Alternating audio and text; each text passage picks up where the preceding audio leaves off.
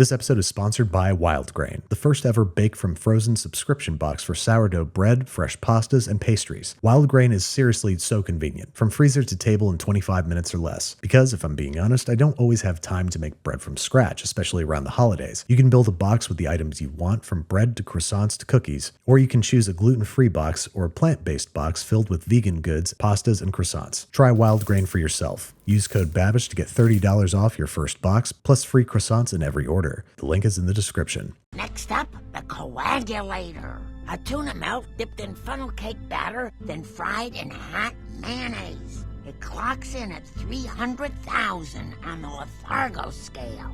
Oh, I'm really regretting all those bagels I ate in the green room.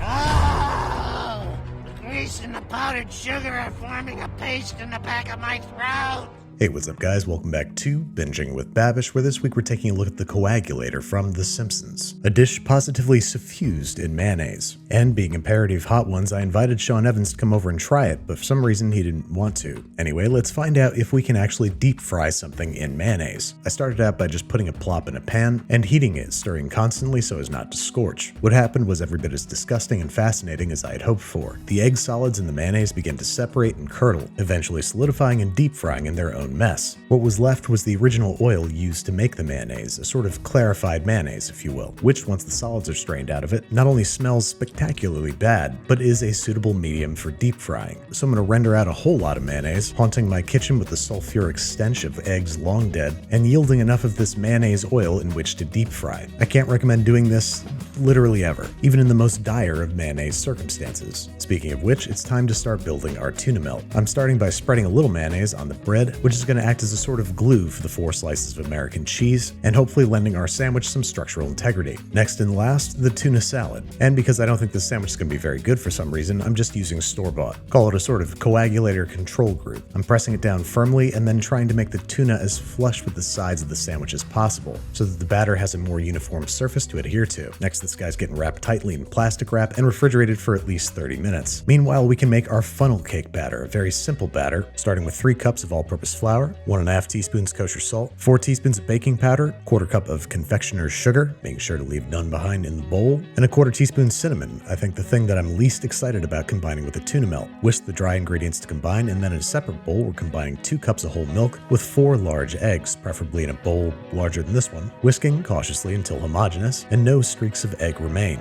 Add the wets to the dries and whisk until just combined. We're exercising pancake batter rules here, that is, no dry patches but lumps remain. And I almost forgot, 2 teaspoons of vanilla extract. And what we have here is a basic funnel cake batter. Simply drizzle into some 350 Fahrenheit oil in a nice thin stream, moving around in circles. Fry for 5 to 7 minutes, flipping occasionally, and you'll find yourself with a carnival snack classic funnel cake, which, although it looks a little Cronenbergian, is a delightful way to consume 4,000 calories before getting on a wooden roller coaster. Just be sure to hit it with a heavy snowfall of sifted powdered sugar. Leave it to the Simpsons to develop something so diabolical as to use this as a deep fried shell for, of all things, a tuna melt. So we're going to go ahead and thoroughly coat all sides of our tuna melt, get our clarified mayonnaise up to 350 Fahrenheit, and very carefully lower the battered sandwich into the fat, flipping occasionally and frying for anywhere from 5 to 7 minutes. I'm trying to maintain a temperature between 325 to 350 Fahrenheit, both so this thing fries slow and low, ensuring that its very thick contents get evenly heated, and to maximize oil absorption, ensuring that it clocks a 300,000 on the Lethargo scale, and of course a generous dusting of powdered sugar. Let's pop the hood on this puppy and take a look at that cross-section, which is every bit as horrifying and beautiful as I expected it to be, not unlike a mushroom cloud or an oil slick. But what does it taste like? Now, not being a fan of canned tuna whatsoever, I'm at a disadvantage here, but I think I very justifiably spat my first bite into the garbage. It's like I always say, tuna should not be a dessert. That being said, I had to try this just to say that I did legally, making a tuna melt sandwich out of 2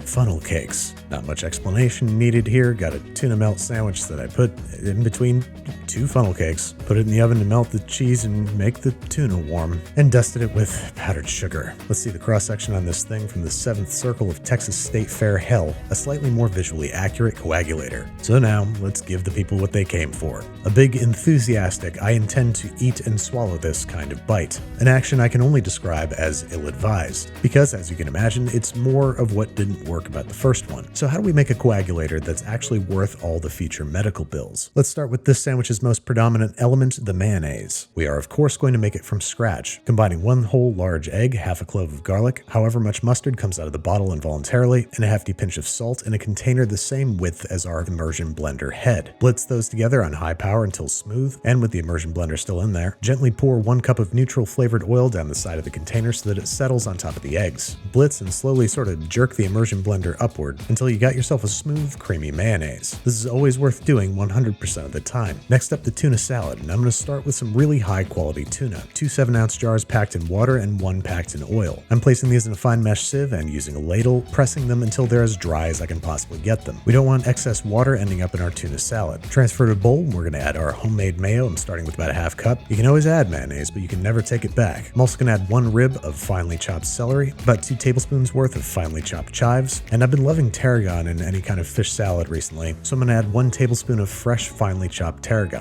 All that's missing now is acid, salt, and spice. For the acid, I'm going to go with the juice of half a large lemon. For the salt, I'm going to use some salt. Just like the mayonnaise, starting small and adjusting later, a little drizzle of extra virgin olive oil, and a few twists of freshly ground black pepper. I'm also going to add 1 to 1.5 blobs of Dijon mustard. Next, mix everybody together with a fork because that feels right somehow. And I can tell just visually that we need more mayonnaise, so I'm adding another half cup, mixing until evenly combined, and then inviting culinary producer and resident tuna salad enjoyer Rachel Dolphy to taste test my seasoning. We have an enthusiastic thumbs up, so it's time to assemble. On some nice sourdough, we have our homemade tuna salad spread edge to edge, and then the cheese depicted on The Simpsons was extremely orangey, and the orangiest one I could find was this Leicester sharp cheddar. So I'm going to thinly shave and arrange that on some mayonnaise, assemble the sandwich, wrap, and again refrigerate. Now for the matter of the batter. I decided to take some inspiration from Indian bread pakora, a deep fried sandwich with an extremely simple batter. 3 cups of chickpea flour, a pinch of salt, and an optional teaspoon each of garlic powder and Old Bay seasoning, the latter of which I'm adding to play nice with the seafood. Then we're adding anywhere from 1.5 to 2 cups of water, just enough to create a thin batter with the consistency of paint. Then from here, it's business as usual. Drop in the chilled sandwich, make sure it's generously and evenly coated with batter, and gently lower it into 2 quarts of vegetable oil heated to 350 degrees Fahrenheit. Fry for 5 to 7 minutes until deeply golden brown and crisp. Now this batter, which is totally devoid of any fat like eggs or milk, should cook up crisp and stay crisp. Allow to drain on a wire rack, let cool for 5 minutes, and let's see what we're working with. I would call that a slightly more appetizing cross-section, especially without the powdered sugar, but how does it taste? And I'm thrilled to say I actually really genuinely enjoyed this thing. The homemade mayonnaise and higher quality tuna come together to make something that, even as a lifelong tuna salad disliker, I genuinely actually enjoyed. And if you're going to deep fry a sandwich, this pakora batter is the way to go. But if you really want my deep fried sandwich advice, it's maybe don't deep fry a sandwich. Thanks again to WildGrain for sponsoring this episode. I tried everything they sent and it all tastes really great. I particularly love the sourdough bread. It's convenient and easy to set up a subscription for your favorite breads, pastries, and pasta. Another thing I love about the company is that for every new member, WildGrain donates 4 meals to the Greater Boston Food Bank. Try WildGrain for yourself. Use code BABISH to get $30 off your first box plus free croissants in every order. The link is in the description.